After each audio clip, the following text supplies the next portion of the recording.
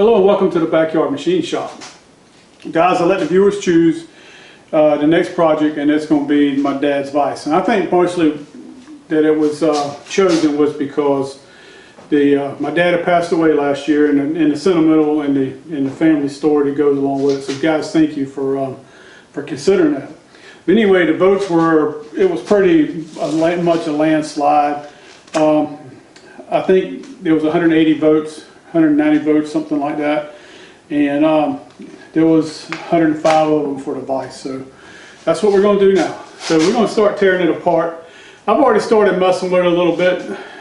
PB blastered a couple things, the bolt on the bottom, figured out how to get it off, and a few things. So we're going to start disassembling it. It's going to take some work. I mean, it's got some hammer marks in it. They were never gentle with this vise, but we're gonna put it back in. It's get it restored to a point where it actually looks halfway decent. So I think my dad would be proud. Now, one thing about this vise, it's a 206. And most of the time, most of the vices I've looked up trying to find out how old it is they're 206Rs. Now, what the R stands for, I have no idea. But the 2 defines it as a swivel vise. A 106 would be a hard mount vise. A 206 is a swivel vise, and I think a 406 would be the swivel and back jaw. I think that's how it works. But anyway, this is a 206, not a 206R. It's not marked 206R. The only other markings on it that I can see right now is Reed Manufacturing, Erie, Pennsylvania, USA. There's no patent marks or anything on it, so I don't know if it's a newer vise, an older vise. I read somewhere that some of these had 3 mounting lugs. This one has 4, but I don't remember how to date it like that. So this thing can probably be anywhere from 1900 to 1950. Probably a little later. It's probably a later vise, probably around the 40s or 50s. But anyways, we're going to start taking it apart. And like I said, I've already taken some of it apart. So what I'm going to do is I'm just going to kind of zoom in here on the camera and let you see what's going on. And we're going to take and dismantle it. So we're just going to take this ram out first. Let's see what we got.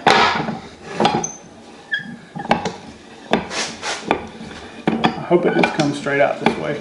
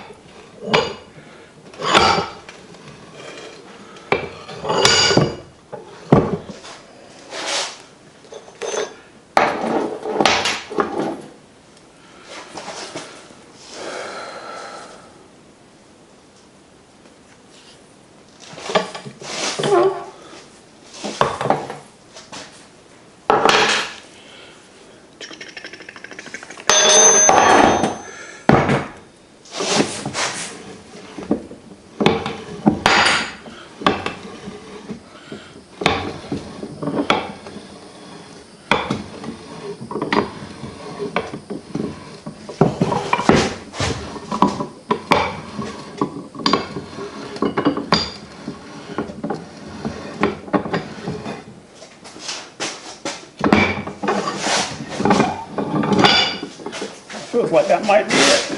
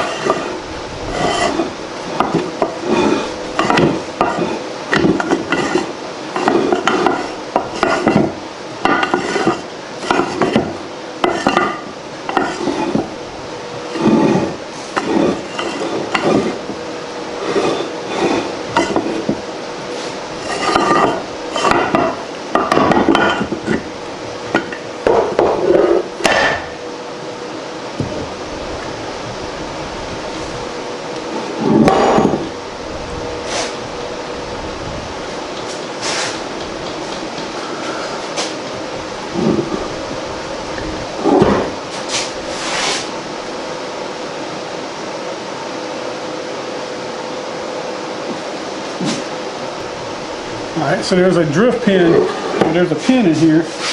That's what holds the... Alright guys, so like I said in the beginning, I had already taken this apart. And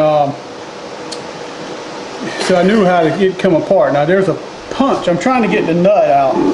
There's a little pin right here. What it is the nut has been driven in, and then they drove a taper pin down right in front of it to kind of wedge it in place. So we got to knock that taper pin out.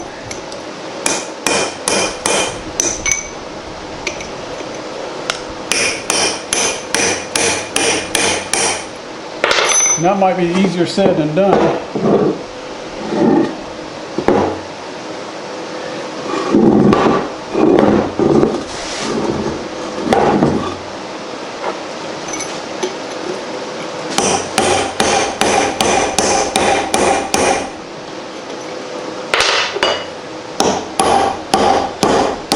There we go. Don't work, get a bigger hammer, right? Alright, so there's the taper pin. Okay, so now the nut should drive out. I think I got it. Maybe I got to move it.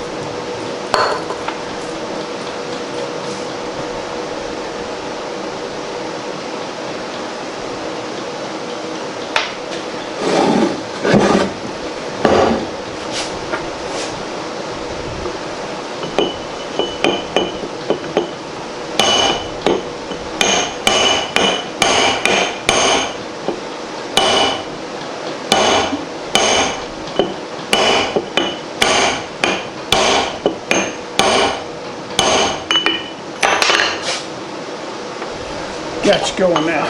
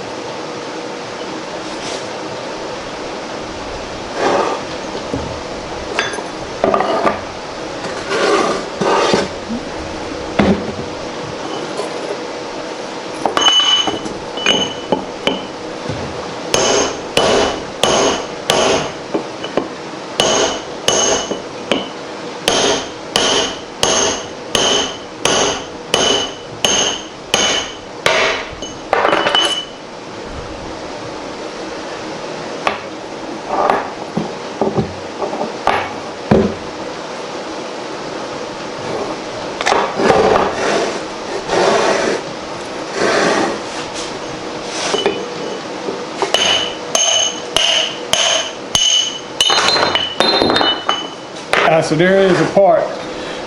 Cool dovetail ways. Can you think of what machine had to cut those? Either you had to have some kind of a broach or a shaper. Cut those ways in there like that. All right, so what I'm gonna do is I'm gonna go drop this casting off.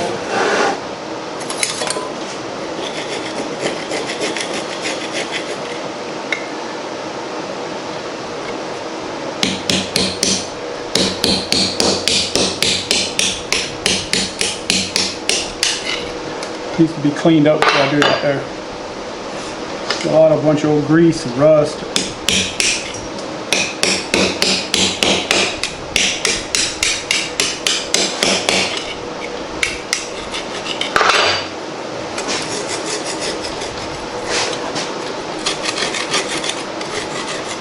Thing hadn't been greased in years.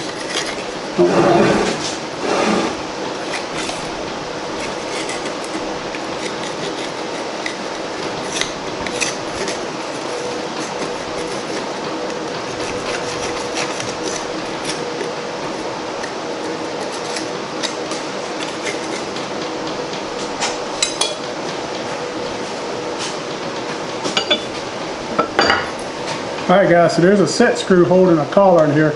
This collar looks like it's been broke before, so we might have to replace that. Anyway, then you loosen that set screw and your screw comes out. Alright, so here's the collar.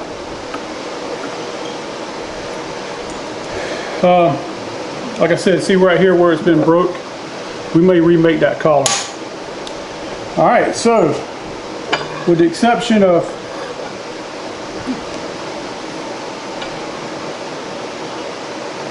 screw looks real good.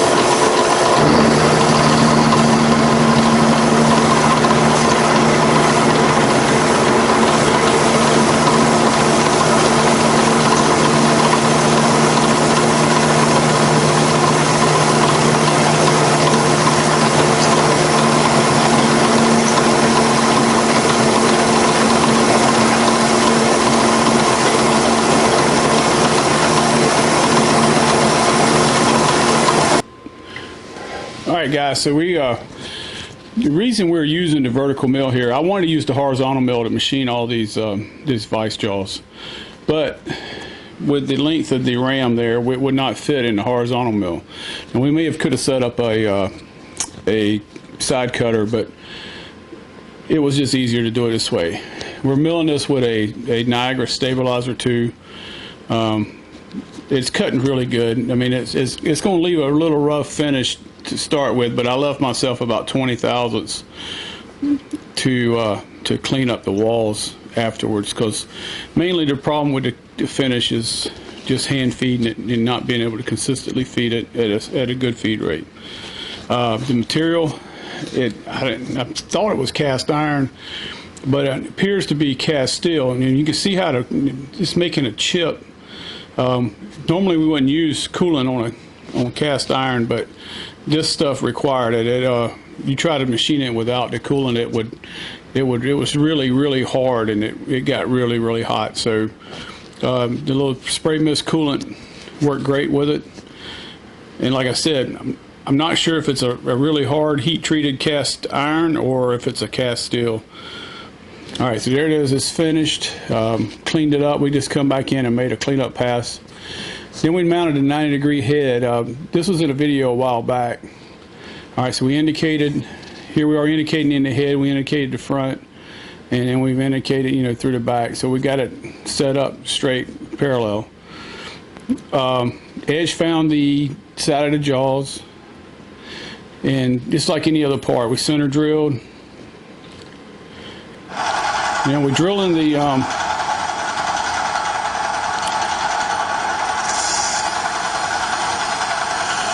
now this stuff drilled and powdered up like cast iron a little bit, so I'm not sure if like I said, it was hard to tell. It drilled fine though, and it eventually it tapped fine. It was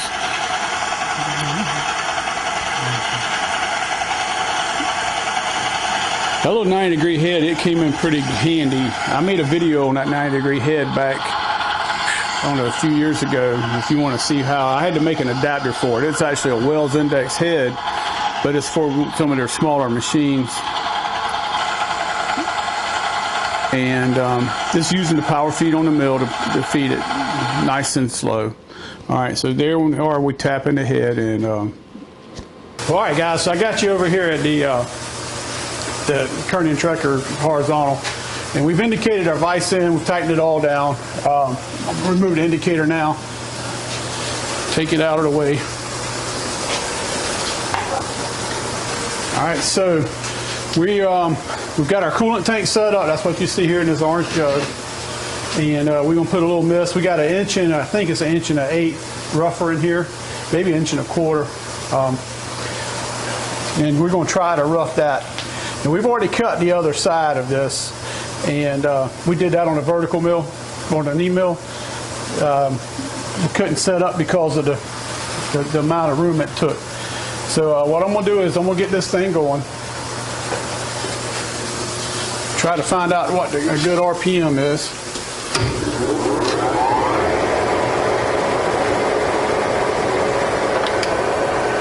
All right, let's see what that looks like. That looks good. So the first cut we're gonna make across the face here and just kind of skim the face. We got our coolant set up. So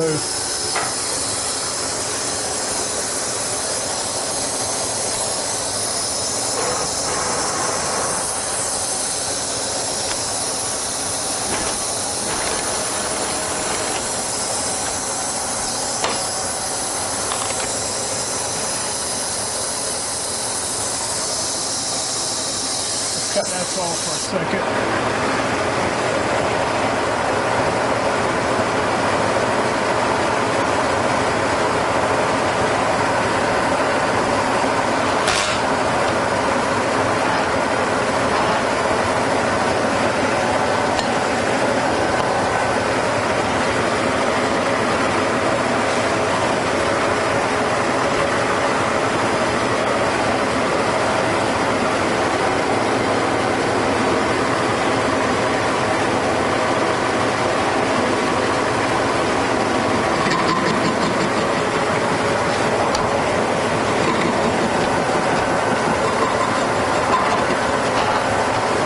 So let's feed in about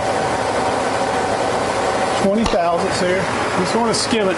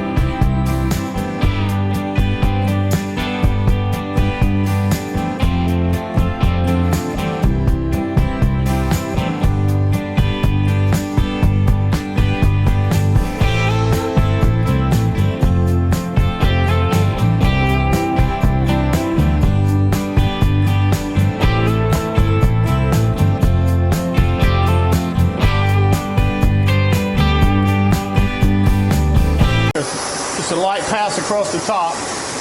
I moved in a 1/2 inch, so we're gonna cut. We need to go to like 540. So we moved in a 1/2 inch. And we're just making a cut across the top just to kind of level it out. And that'll give us a place to measure from. We want to go a total of 900 thousandths deep.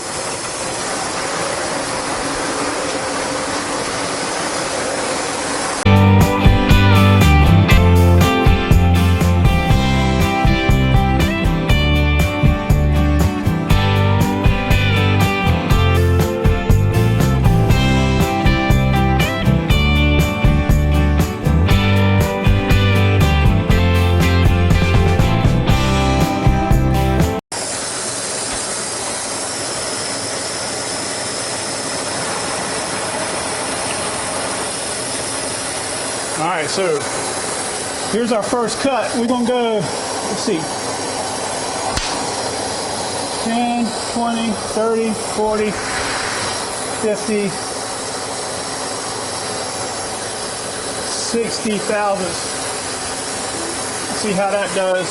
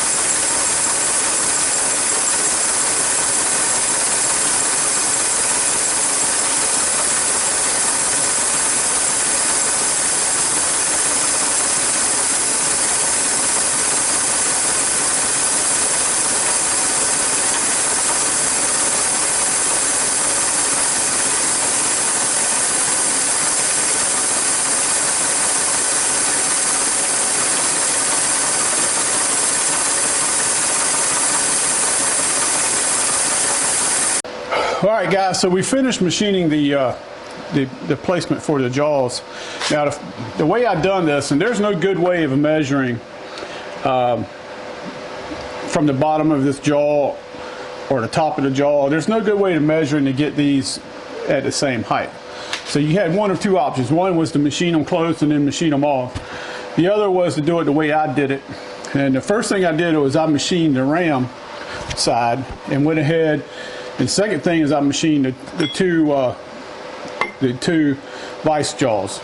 So I went ahead and I've drilled and tapped and mounted the vise jaw on the movable section. And so to get these at the same height, what I did was I just slid in the vise. I started machining this, and this is still set up right where it was at.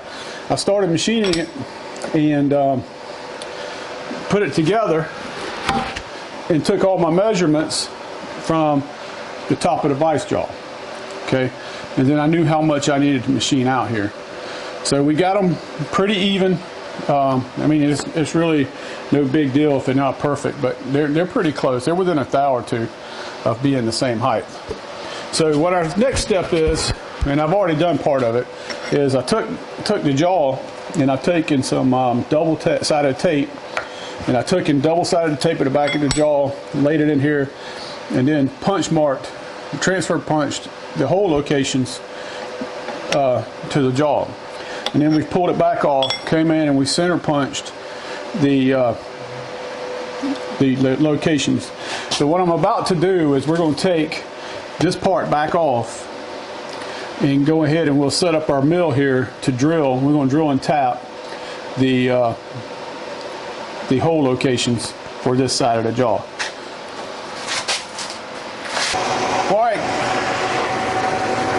All right, guys. So we got our wiggler in the K&T here, and we're going to. And what we've done, I've already done it. We've got it set up to where it's running true, and we've already located our first hole. So we've got our up and down location. Our, really, I guess this would be in most mills be the Z the travel, but I'm not sure about a horizontal mill. I've never even thought about it.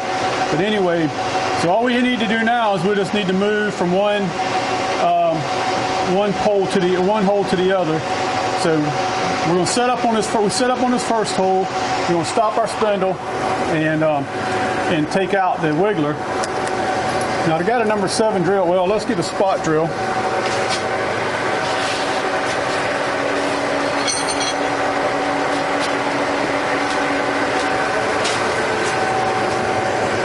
All right, so it'd be nice to have a DRO on this machine, but we don't have one. So anyway, we got us a spot drill, and so we're going to spot our hole.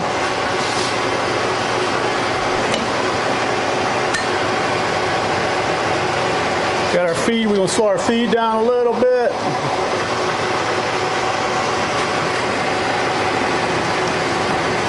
Get our rapid going. We just want to move in and spot that hole. I'm sorry there's not a whole lot of light. I can just barely see myself. This is what's good about those Cincinnati mills with the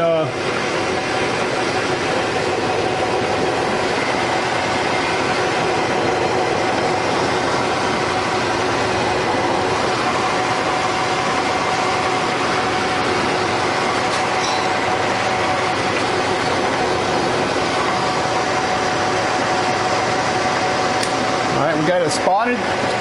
Back out. What I was saying is good about Cincinnati mills, they got side controls on them, and so you're able to work it from the side. This mill here, you got to work it from the front, especially this direction.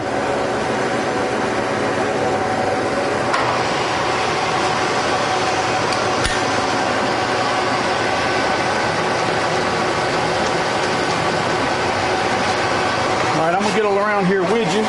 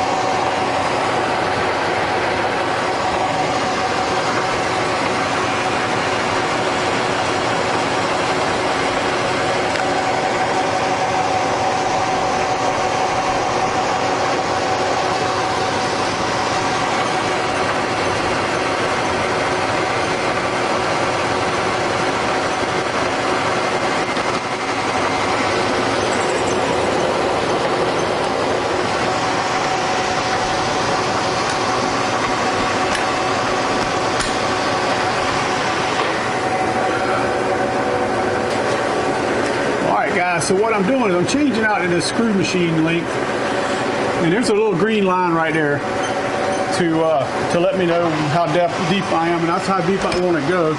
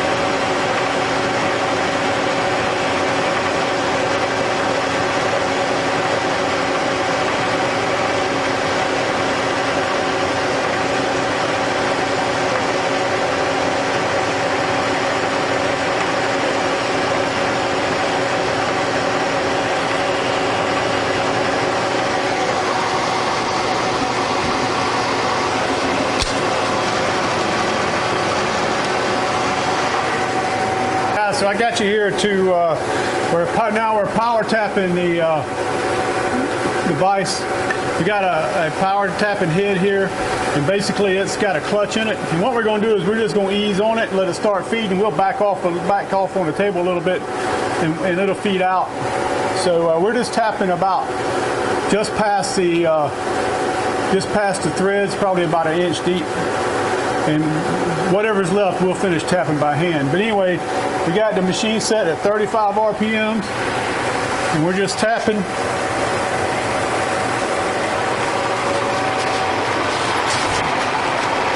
When it gets to, get it in there, you're just going to stop, reverse.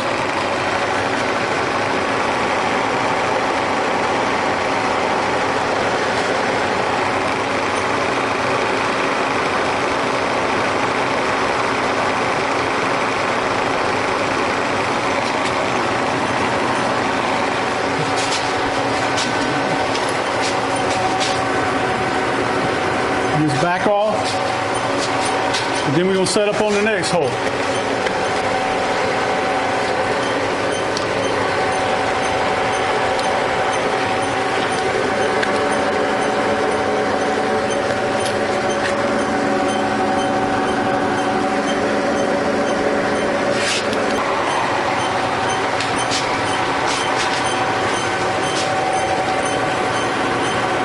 Put a little oil on it, feed it in.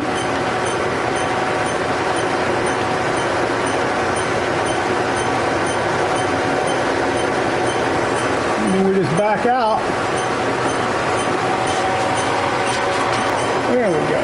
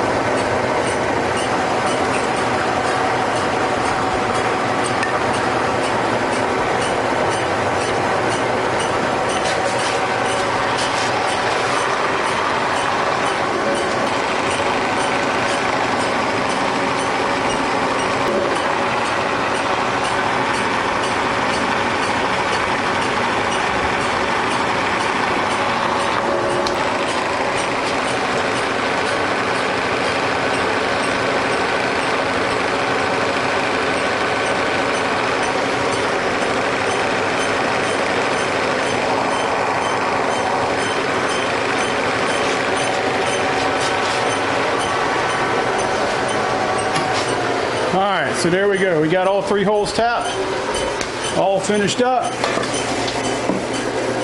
And